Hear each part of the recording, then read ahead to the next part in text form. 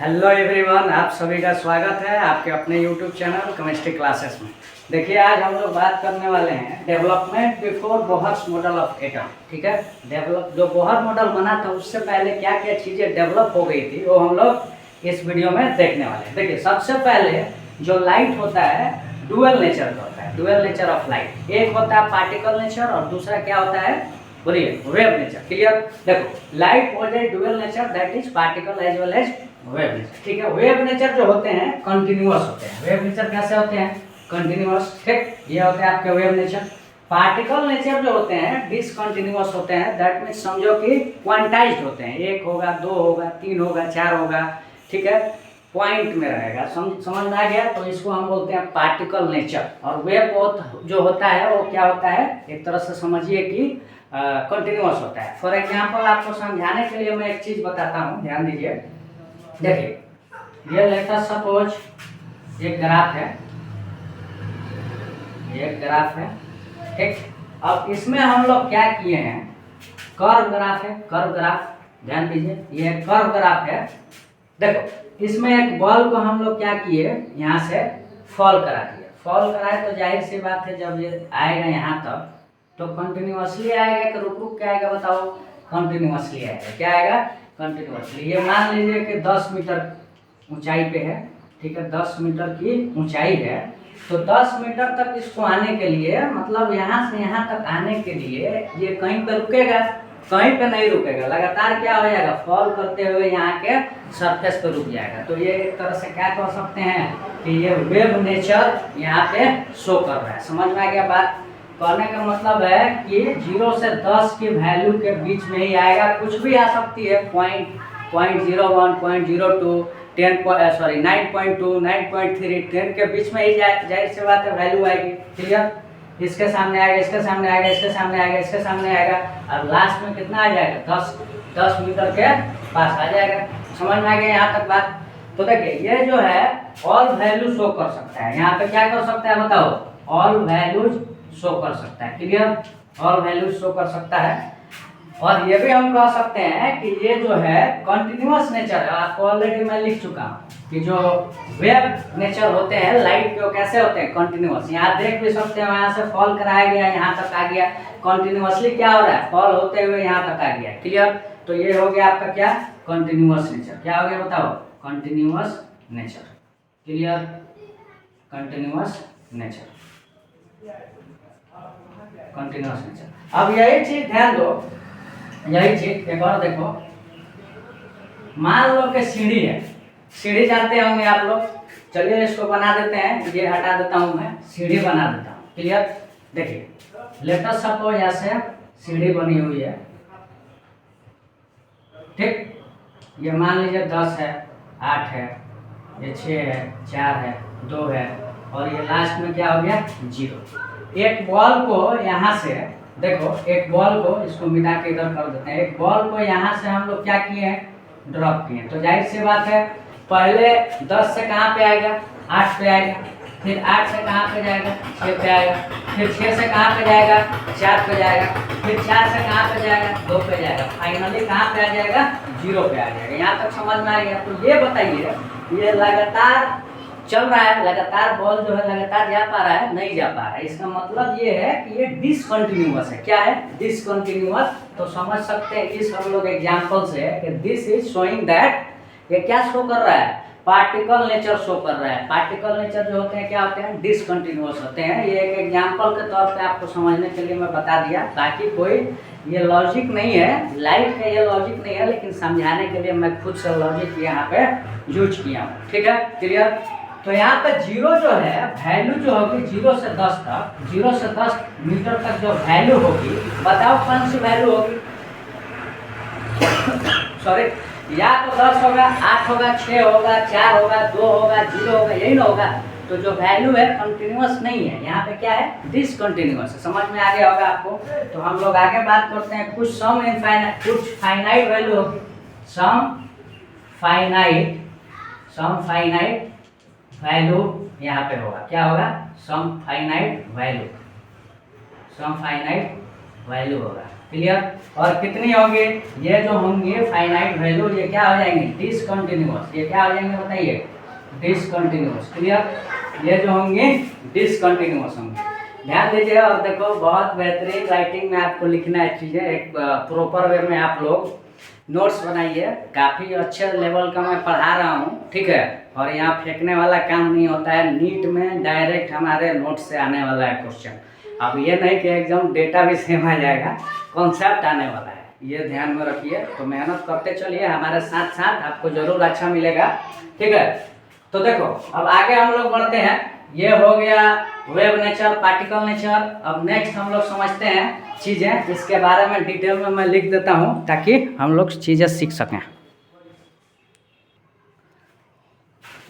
अब देखिए, there are certain phenomena like interference, diffusion, reflection, polarisation etcetera.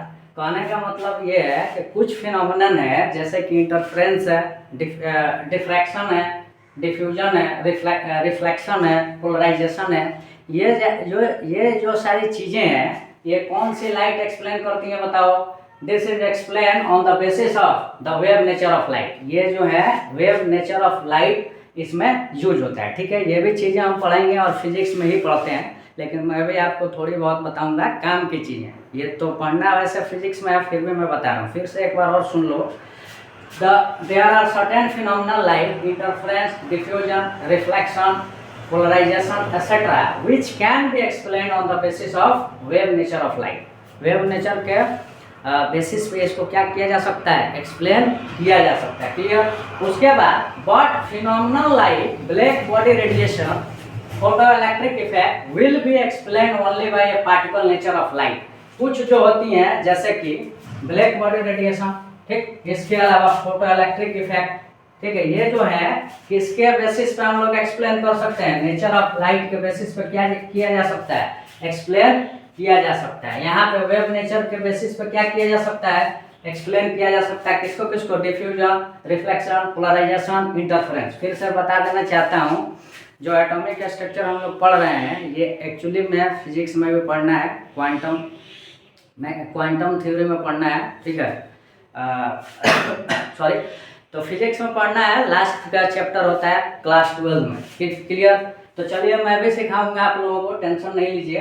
अभी फिलहाल हम लोग लगभग बहुत सारी चीज़ें तो फिजिक्स की नहीं सीखेंगे, लेकिन हाँ 60 to 70% चीज़ें मैं आपको कवर करने वाला हूँ एटॉमिक स्ट्रक्चर में, फिजिक्स का भी पोर्शन। क्लियर। तो चलिए यहाँ तक समझ में आ गया। इसको थोड़ा सा हम लोग डायग्राम से समझते हैं। जैसे कि देखो, एक सोर्स ऑफ लाइट हम लोग ले लिए, source of light, monochromatic light लिए हैं। मोनोक्रोमेटिक, क्रोमेटिक मतलब होता है कलर, और मोनो मतलब होता है एक, मतलब सेम कलर का हम लोग लाइट ले लिए, एक कलर का। यहाँ पे मोनोक्रोमेटिक लाइट लिए हैं। कौन सा, मोनोक्रोमेटिक लाइट लिए हैं। क्लियर, मतलब सेम लाइट, एक कलर का लाइट लिए हैं। तो आप लोग ऑब्जर्व करिएगा, ध्यान दीजिए, जो लाइट है, ध्यान दो, आप लोग ऑब्जर्व ये करिएगा कि ये वेव नेचर का हो रहा है। कैसा हो रहा है, वेव नेचर का। क्लियर, ऐसा दिख रहा है। इसके बाद ध्यान दो, कुछ ऐसा जो है लाइट बन रहा है, इसी को हम लोग बोलते हैं वेव नेचर ऑफ लाइट। इसको क्या बोलते हैं, wave nature. Clear. Wave nature जो होते हैं, इसको हम लोग डायरेक्टली ऐड कर सकते हैं, ठीक है। कैसे, ध्यान दीजिए। मान लीजिए वेव नेचर जो है इस तरह के दिखते हैं, वेव नेचर कुछ ऐसे दिखते हैं, इसके ग्राफ, ठीक। इसको मान लो ए है, A1 मान लो, और दूसरे का क्या मान लो, A2 मान लो, ठीक है। चाहे इसको A1 मान लियो, एक और छोटा सा को हम लोग क्या कर रहे हैं, ऐड कर रहे हैं। मान लीजिए कि एक छोटा सा जो है इसको हम लोग ऐड कर दिए, एक और को हम लोग क्या कर दिए, ये A2 है। A1 एम्पलीट्यूड का ये वेव है, और ये क्या है, A2 एम्पलीट्यूड का वेव है। फिर से सुन लो, ये A1 एम्पलीट्यूड का क्या है, वेव है, और ये A2 एम्पलीट्यूड का वेव है। दोनों को हम लोग ऐड कर रहे हैं, तो ये ऐड हो जाता है, और इसको बोलते हैं हम लोग कंस्ट्रक्टिव इंटरफेरेंस। क्या बोलते हैं, कंस्ट्रक्टिव। इसको क्या बोला जाता है, कंस्ट्रक्टिव इंटरफेरेंस। इंटरफेरेंस, ठीक है, कंस्ट्रक्टिव इंटरफेरेंस। और क्या बोल सकते हैं इसमें, देखो ध्यान दो, ये इक्वल हो जाएगा और कैसा हो जाएगा, देखिए ये आपका हो जाएगा कुछ ऐसा हो जाएगा, और इसमें क्या हो जाएगा बताओ, ये आपका जो है a प्लस बी हो जाएगा, क्या हो जाएगा बोलिए, a plus a1 plus a2 हो जाएगा। ध्यान दो इधर, ये a1 है और ये a2 है, दोनों ऐड हो सकता है, अब कुछ ऐसा दिख सकता है, क्लियर, कुछ ऐसा दिखेगा और बड़ा सा दिखेगा, जाहिर सी बात है, दो वेव को ऐड किए हैं तो ये दोनों से पढ़ाई होगा, और क्या होगा, कंस्ट्रक्टिव इंटरफेरेंस होगा, क्लियर, ठीक है। एम्पलीट्यूड क्या हो जाएगा इसका, एडेड अप हो जाएगा, एम्पलीट्यूड जो होते हैं इसमें एडेड अप हो जाते हैं, एम्पलीट्यूड एडेड अप। फिर से सुन लीजिए एक बार और क्या हो जाएंगे, एम्पलीट्यूड a1 प्लस a2 हो जाएगा, दोनों को हम लोग ऐड कर सकते हैं और इसी को हम बोलते हैं कंस्ट्रक्टिव इंटरफेरेंस, ठीक है। एक और चीज इसमें देखो, ध्यान देने वाली चीज क्या है, इसके बाद हम लोग डिस्ट्रक्टिव भी देख सकते हैं, यहीं पे मैं बता देता हूँ, थोड़ा सा मेरा जो जगह है बच जाएगा। ये a1 है और इसमें क्या करना है, आपको घटा देना है, क्या करना है, घटाना है, तो जाहिर सी बात है इसको घटाओगे तो यहाँ पे क्या आ जाएगा, माइनस आ जाएगा। ये दोनों से छोटा आएगा कि बड़ा आएगा, दोनों से छोटा आएगा। वेव जो है क्या आएंगे, ये तो कॉमन सेंस की बात है, ये वेव जो आएंगी ये आपकी कुछ ऐसी दिखेंगी छोटी सी, और क्या होंगी, a1 माइनस a2, क्या हो जाएंगे बताइए, a1 माइनस a2, समझ में आ गया, ये क्या कहलाएंगे, a1 माइनस a2, ठीक है। और इसको हम क्या बोलेंगे, डिस्ट्रक्टिव, क्या बोलेंगे, डिस्ट्रक्टिव इंटरफेरेंस, क्या बोलेंगे बताइए, डिस्ट्रक्टिव इंटरफेरेंस, समझ में आ गया। इसमें क्या होता है, सब्सट्रैक्ट हो जाते हैं, एम्पलीट्यूड क्या हो जाते हैं, सब्सट्रैक्ट हो जाते हैं, एम्पलीट्यूड क्या हो जाते हैं बताइए, सब्सट्रैक्ट हो जाते हैं, सब्सट्रैक्ट, एम्पलीट्यूड क्या हो जाते हैं, सब्सट्रैक्ट हो जाते हैं, क्लियर। एम्पलीट्यूड जो है सब्सट्रैक्ट हो जाएंगे और यहाँ पे क्या हो जाएंगे, a1 माइनस a2 हो जाएगा, यहाँ पे क्या हो जाएगा, a1 माइनस a2। बहुत भारी चीज नहीं है यार, ऐड करोगे तो उसको क्या बोलते हैं, बोलिए, अभी नाम बताते हैं, बताओ जल्दी, ऐड करते हैं तो क्या बोलते हैं उसको, कंस्ट्रक्टिव। अरे दो वेव को ऐड कर देंगे तो हो जाएगा कंस्ट्रक्टिव, और दो वेव को घटा देंगे तो क्या हो जाएगा, डिस्ट्रक्टिव। समझ में आ गया होगा, ठीक है, यहाँ तक समझ में आ गया, क्लियर। अब हम लोग आगे चलो, थोड़ा सा और बात करते हैं और क्लास को खत्म करेंगे, काफ़ी ज़्यादा गर्मी है, ठीक है। अब देखिए, ये तो बात हो गई वेव नेचर की, अब लाइट नेचर की भी हम लोग समझ लेते हैं। देखिए इधर लाइट नेचर, ये वेव नेचर हो गया, अब लाइट नेचर देखिए। लाइट नेचर जो होता है, जैसे कि मान लो ये है, ठीक है, लाइट नेचर। एक हम लोग स्क्रीन यहाँ पे ले लिए, यहाँ पे क्या ले लिए, स्क्रीन। लाइट सोर्स यहाँ पे ले लिए, लाइट सोर्स ऑफ लाइट लिख सकते हो, सोर्स ऑफ लाइट, ठीक है, ये सोर्स ऑफ लाइट है, यहाँ हम लोग ले लिए हैं। और क्या कर रहे हैं, पास करा रहे हैं हम लोग, क्या बताइए, रे पास करा रहे हैं। क्या पास करा रहे हैं, रे, लगातार ऐसे रे हम लोग पास करा रहे हैं। तो इसके बीच में तो आ गया तो क्या हो जाएगा, टकरा के वापस चला जाएगा, कॉमन सेंस की बात है। इस पे रे सीधे जा रही है तो सीधे टकरा के वापस हो जाएगी, इस पे गई टकरा के वापस हो गई, इस पे भी गई टकरा के वापस, इस पे भी गई टकरा के वापस, इस पे भी गई टकरा के वापस, इस पे भी गई टकरा के वापस, इस पे भी गई टकरा के वापस। अब देखो, जो इस पे बीच में से लाइट जाएगी तो जाहिर सी बात है किस पे जाके टकराएगी, ये स्क्रीन पे, जाहिर सी बात है। स्क्रीन पे क्या होता है, एक जो स्क्रीन पे क्या होता है जानते हो, डॉट बन जाता है। क्या बन जाता है, डॉट, पॉइंट बन जाता है। फिर मान लो इसमें से भी पास हो गया लाइट, तो यहाँ पे भी क्या हो जाता है, डॉट बन जाता है, ठीक है। कहने का मतलब ये है कि जितने ज्यादा गैप होंगे उतने ज्यादा जाके क्या होंगे वहाँ पे, बोलो, जाके सीधे डॉट बन जाएगा। दो गो गैप है, दो गो डॉट बना, तीन गो गैप है, तीन गो डॉट बनेगा, चार गो गैप है, चार गो डॉट बनेगा। समझ में आ गया। तो कहने का मतलब ये है कि ये जो है लाइट नेचर क्या हो रहे हैं, डिसकंटिन्यूअस हो रहा है। देख रहे हो कि नहीं, कंटिन्यूअसली नहीं जा रहे हैं, यहाँ जाके डिसकंटिन्यूअस हो गए। और कैसा हो गया, यहाँ क्वांटाइज्ड हो गए। क्या हो गए, क्वांटाइज्ड। क्वांटाइज्ड आपको बताया था वर्ड पहले भी, क्वांटाइज होता है या तो 1 होगा, 2 होगा, 3 होगा, 4 होगा, 5 होगा, 6 होगा, 7 होगा, इसी को क्वांटाइज बोलते हैं। मान लो जा रहे हो चॉकलेट लेने, तो जाकर दुकान पे बोलोगे क्या कि 1.5 चॉकलेट दे दीजिए, बोलोगे? ऐसा नहीं बोलोगे। या तो 1 बोलोगे, नहीं तो 2 बोलोगे, नहीं तो 3 बोलोगे, नहीं तो 5 बोलोगे, नहीं तो 10 बोलोगे, ठीक है। इंटीजर मल्टीपल में ही बोलोगे, उसी को हम क्वांटाइज बोलते हैं। तो जो लाइट नेचर होते हैं वो क्या होते हैं? क्वांटाइज नेचर के होते हैं। ये जो है आपका पार्टिकल, सॉरी पार्टिकल नेचर क्या होता है? क्वांटाइज। ये जो है आपके क्या है? पार्टिकल्स है। बताइए क्या है? पार्टिकल। समझ में आ गया? तो ये मैं पार्टिकल भी समझाने की कोशिश किया हूँ, और अगले वीडियो में हम लोग और भी अच्छे से समझेंगे। काफ़ी ज़्यादा गर्मी है, सांस फूलने लगा, इतने ज़्यादा लगातार पढ़ाना पड़ता है, बोलना पड़ता है। फिर भी मैं कोशिश करता हूँ कि आप लोगों के लिए अच्छी क्वालिटी की वीडियो बनाई जाए। और बहुत लोग बुराई कर रहे हैं रिलेशन वाले, तो उनको मैं डायरेक्टली कुछ बोलना नहीं चाहूँगा। क्यों बोलूँगा भाई? लोगों का वैल्यू बढ़ जाता है, बोलना भी नहीं चाहिए, ठीक है। अभी मेहनत कर रहा हूँ और ठीक है, पैसा भी आ रहा है, क्या बोल रहे हैं, स्ट्रगल वगैरह कुछ नहीं है भाई, मज़ा आता है काम करने में मुझे, और पैसा वैसा भी आ ही रहा है। 2-4 जगह से हमें पैसे मिल ही रहे हैं, क्या दिक्कत है? कोई टेंशन नहीं है। चलिए खैर, मिलते हैं अगले वीडियो में। आप लोग अपना ख्याल रखिए और सेहतमंद रहिए, मेरा यही कामना है। और अच्छे से पढ़ाई कीजिए, नीट वगैरह में अच्छा मार्क्स लाइए, मेहनत कीजिए। जेई वाले स्टूडेंट हैं उनको भी बोलना चाहेंगे कि जेई में भी आप लोग अच्छे से मेहनत कीजिए। बाकी हमारे ऊपर छोड़िए, मैं भी आप लोगों के लिए मेहनत कर रहा हूँ, आप लोग भी करिए। और आज नहीं तो कल अच्छा ही होता है।